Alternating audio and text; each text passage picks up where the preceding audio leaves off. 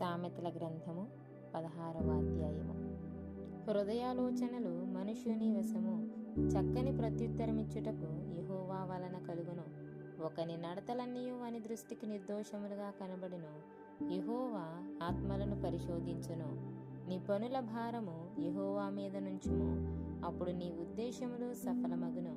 యెహోవా ప్రతి వస్తువును దాని దాని పని నిమిత్తము కలుగజేసెను.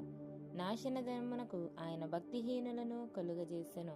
గర్వహృదయులందరూ యెహోవాకు హేయులు, నిశ్చయముగా వారు శిక్ష నొందుదురు. కృపాసత్యముల వలన దోషమునకు ప్రాయశ్చిత్తము కలుగును. యెహోవా యందు భయభక్తులు కలిగి ఉండుట వలన మనుషులు చెడుతనము నుండి తొలగిపోవుదురు. ఒకని ప్రవర్తన యెహోవాకు ప్రీతికరమగునప్పుడు ఆయన వాని శత్రువులను సహా వానికి మిత్రులుగా చేయును.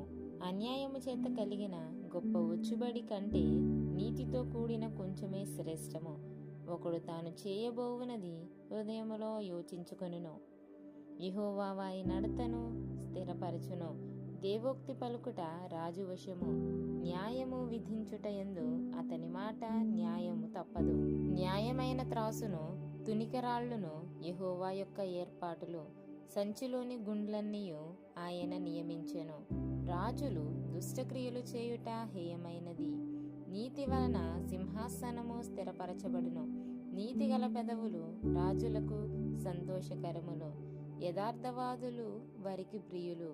రాజు క్రోధము మరణదూత, జ్ఞాని అయినవాడు ఆ క్రోధమును శాంతిపరచును. రాజుల ముఖ ప్రకాశము వలన జీవము కలుగును, వారి కటాక్షము కడవరి వానమబ్బు. అపరంజి సంపాదించుట కంటే జ్ఞానమును సంపాదించుట ఎంతో శ్రేష్టము.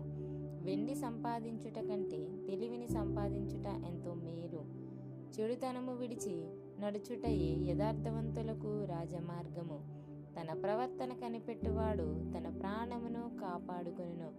నాశనమునకు ముందు గర్వము నడుచును, పడిపోవుటకు ముందు అహంకారమైన మనస్సు నడుచును. గర్విష్ఠులతో దోపుడు సొమ్ము పంచుకొనుట కంటే దీన మనస్సు కలిగి దీనులతో పొత్తు చేయుట మేలు.